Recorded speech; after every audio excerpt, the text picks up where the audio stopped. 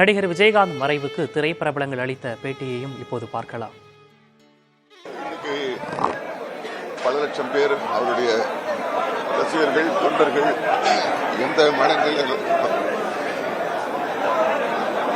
அது மண்ணில் நான் இருக்கிறேன். இங்க வந்து சேரத்து எனக்கு 9 மணி நேரம் ஆச்சு கார்ல.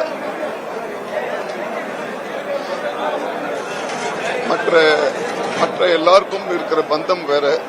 அவர் கூட நடிச்சிருக்கேன், அவர் கூட பழகி இருக்கேன்.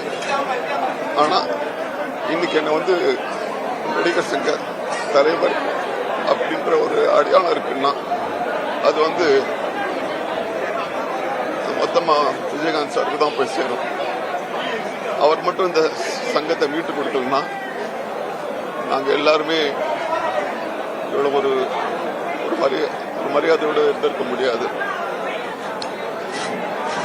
அவரை பத்தி எல்லாருக்குமே தெரியும். மக்களோட அப்போ அவர் எப்பவுமே ஒரு தலைவராக இருந்ததே கிடையாது. அவருடைய எல்லா உணர்ச்சியும் அவர் வந்து மக்களுக்காக தான் யூஸ் பண்ணாரு. முக்கியமா அவர்கிட்ட இருந்த அந்த கோபம். எல்லாரும் சொல்லுவாங்க அவர் கோவப்படுறவர்னு. நான் பல பேரை பார்த்துக்கேன் கோவப்படுறத வந்து சொந்தக்காரங்களோட சொந்த சண்டைகளுக்காக. ஆனா விஜயகாந்த் சார் வந்து எப்பவுமே மக்களுக்காக ஏதாவது செய்யணுன்ற ஒரு கோவத்தோடு தான் இருந்திருக்காரு. எனக்கு கொஞ்சம் பயமாவே இருக்கு. ஏன்னா அவர் உட்கார்ந்த இடத்துல நான் உட்கார்ந்து இருக்கணும் போது அதுல 100ல் ஒரு பகுதியாவது செஞ்சு முடிக்கும்ன்ற ஒரு பயம் எனக்கு இருக்கு.